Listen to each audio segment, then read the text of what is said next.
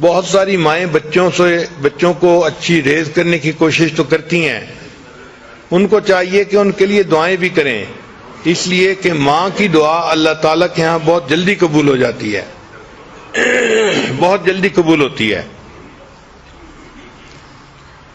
ایک نوجوان نبی علیہ السلام کی خدمت میں حاضر ہوئے، اے اللہ کے حبیب صلی اللہ علیہ وسلم، مجھ سے فلاں بڑا گناہ سرزد ہو گیا۔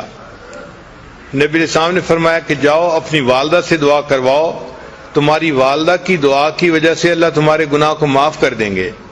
یعنی ماں کی دعا اتنی اہم کہ نبی علیہ السلام نے ان کو سکھایا کہ ماں سے دعا کرواؤ گے تو اللہ تمہارے اتنے بڑے گناہ کو بھی معاف فرما دیں گے۔ چنانچہ اندلس کے ایک بڑے عالم گزرے ہیں، بقی الدین ابن مخلد رحمۃ اللہ علیہ، وہ فرماتے ہیں کہ میں ایک دن اپنے اسٹڈی روم میں بیٹھا تھا، ایک نوجوان عورت آئی اور وہ زار و قطار رو رہی تھی۔ میں نے اس سے پوچھا کہ تمہارا کیا مسئلہ ہے؟ اس نے کہا کہ میرا بیٹا جو ہے جوان العمر تھا اور اس کو دشمن پکڑ کے لے گئے ہیں، اور اب وہ کہتے ہیں کہ اس کو اگر چھڑوانا ہے تو اتنے اتنے پیسے دو۔ میرا خاوند فوت ہو چکا ہے اور میں اکیلی ماں ہوں، تو اب میرے پاس اتنے پیسے نہیں کہ میں بچے کو چھڑوانے کے لیے پیسے دے سکوں۔ اب اس کی ایک ہی صورت ہے کہ یا تو میں اپنا گھر بیچوں، لیکن اگر میں گھر بیچ دوں گی تو میں پھر کرائے کے گھر میں کیسے رہوں گی، کیسے کرایہ کو پے کروں گی، اور اگر گھر نہیں بیچتی تو میرا بچہ چھوٹ کے نہیں آتا اور میں بچے کے بغیر بھی نہیں رہ سکتی، میرا دل بے قرار ہے۔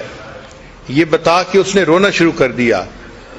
تو بقی الدین ابن مخلد رحمۃ اللہ فرماتے ہیں کہ میں نے جب اس کی بے قراری کو دیکھا تو میں نے کہا کہ اچھا پھر ایسے ہے کہ ہم آپ کے بچے کے لیے دعا تو کر سکتے ہیں نا، اگر پیسے کی ارینجمنٹ نہیں کر سکتے۔ اس نے کہا ہاں دعا تو کر سکتے ہیں۔ تو میں نے کہا کہ میں دعا کرتا ہوں اور آپ آمین کہنا۔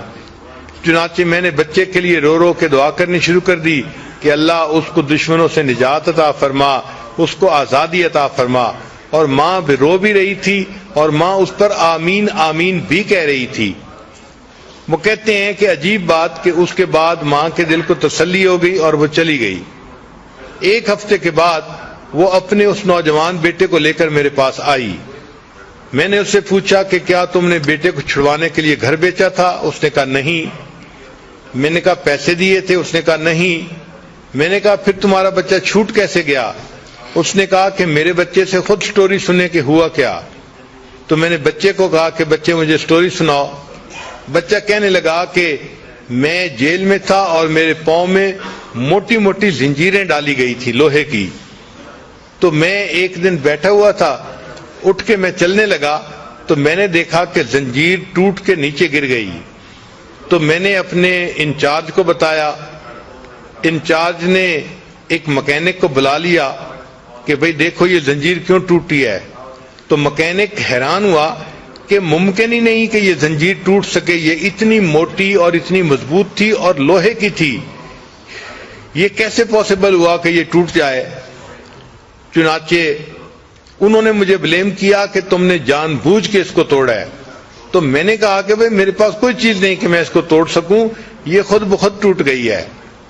خیر اس زنجیر کو انہوں نے ریپیئر کروا دیا اور اس کا جو ٹوٹا ہوا پرزا تھا اس کی جگہ انہوں نے نیا پرزا اس میں ڈال دیا۔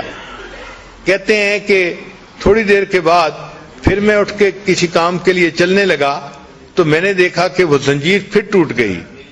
پھر میں نے اپنے جو ہے وہ سپروائزر کو بتایا تو سپروائزر نے پھر مکینک کے آفیسر کو کہا کہ آخر یہ زنجیر بار بار کیوں ٹوٹ رہی ہے۔ اب جو مکینک تھا اس کا آفیسر بھی آیا چیک کرنے کے لیے کہ آخر ایک ہتھکڑی بار بار کیوں ٹوٹتی ہے۔ تو جب اس نے آ کے دیکھا تو اس نے کہا کہ پاسبل ہی نہیں ہے کہ یہ ہتھکڑی ایسے ٹوٹ سکے۔ جب اس نے یہ کہا تو ان کا ایک سینئر ترین بندہ وہاں موجود تھا، وہ مجھ سے کہنے لگا کہ مجھے بتاؤ کہ تمہارے گھر میں تمہاری ماں ہے؟ تو میں نے کہا ہاں ہے۔ تو وہ کہنے لگا کہ مجھے لگتا ہے کہ تمہاری ماں تمہارے لیے دعائیں کر رہی ہے، اس وجہ سے تمہاری یہ زنجیر بار بار ٹوٹ جاتی ہے، اور اگر اللہ تمہاری زنجیر کو توڑ رہا ہے تو ہم کیوں تمہیں قید میں رکھیں، جو ہم تمہیں آزاد کرتے ہیں۔ انہوں نے بغیر کسی پیسے کے اس بچے کو آزاد کر دیا اور بچہ اپنی ماں کے پاس واپس آ گیا اور اللہ نے ماں کی دعا کو قبول کر لیا۔ امام بخاری رحمۃ اللہ کے حالات میں لکھا ہے کہ بچپن میں ان کی آنکھوں کی بینائی زائل ہو گئی تھی، نابینا ہو گئے تھے، مگر ان کی والدہ نے اللہ سے دعا کی اور اللہ نے ان کی والدہ کی دعا پر ان کی بینائی کو دوبارہ عطا فرما دیا تھا۔